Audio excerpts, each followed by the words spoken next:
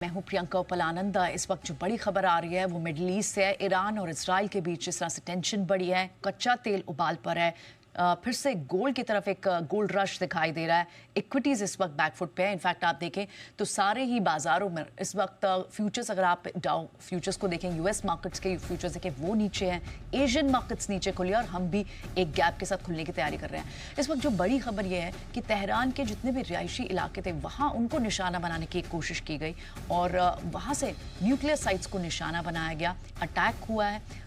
Israel ने Iran पर attack किया, एयर मिसाइल्स के जरिए ये अटैक हुआ। और इसके बीच में अब आपको मिडिल ईस्ट से बढ़ती हुई इस टेंशन के बीच किस तरह से कच्चे तेल पर चाल आगे रह सकती है, कमोडिटीज़ कैसे रिएक्ट कर सकते हैं। अगर आप यूएस मार्केट्स में देखें तो वहाँ के जितने बड़े इकोनॉमिक इंडिकेटर्स हैं वो इस वक्त पहली एक रिसेशन की बात से ऑलरेडी थोड़े से नर्वस दिखाई दे रहे हैं। यूएस बॉन्ड यील्ड 4.4 के पास है।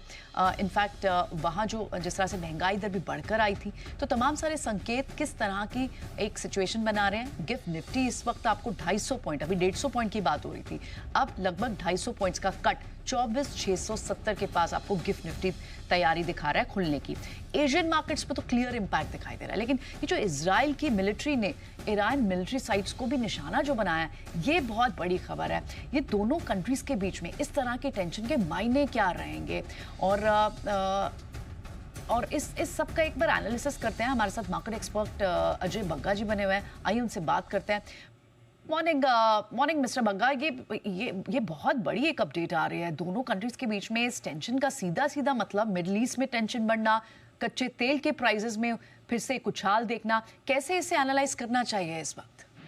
ये बहुत बड़ी खबर है और जियोपॉलिटिकल रिस्क बढ़ जाता है। नॉर्मली प्रियंका, हम क्या देखते हैं कि एक अपसर्ज होता है रिस्क का और फिर कुछ दिनों में बात टल जाती है। बट यहाँ स्ट्रेट इजराइल और ईरान का युद्ध शुरू हुआ है और इजराइल ने बमबारी की है ईरानी न्यूक्लियर साइट्स की।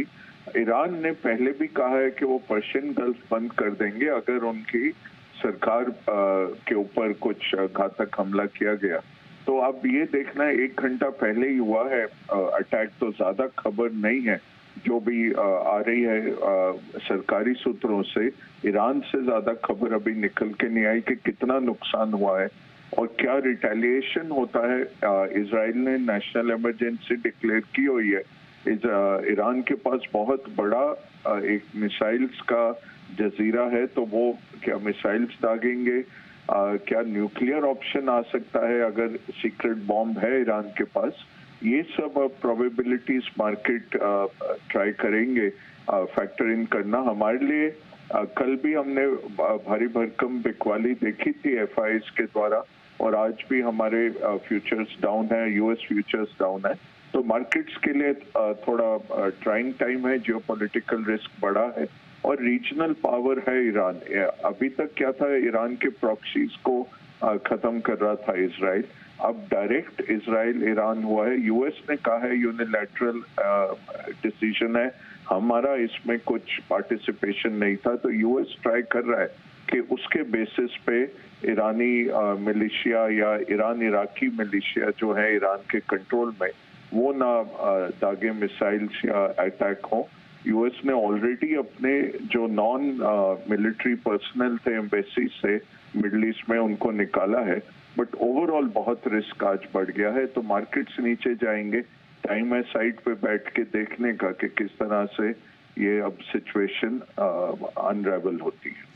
ऑल राइट, तो बिल्कुल, और ख़ास तौर पर ये मौका तब जब इसे किस तरह से जोड़ के देखना चाहिए, क्योंकि यूएस के न्यूक्लियर टॉक्स तेहरान के साथ ऑलरेडी चल रही थी और उसके बीच में कई हफ्तों से, कई महीनों से इस तरह की आशंका जताई जा रही थी कि अटैक हो सकता है। बहुत बहुत शुक्रिया अजय जी आज सुबह एनालिसिस देने के लिए और इतने शॉर्ट नोटिस पर हमसे जुड़ने के लिए बहुत बहुत शुक्रिया आपका। लेकिन एक बार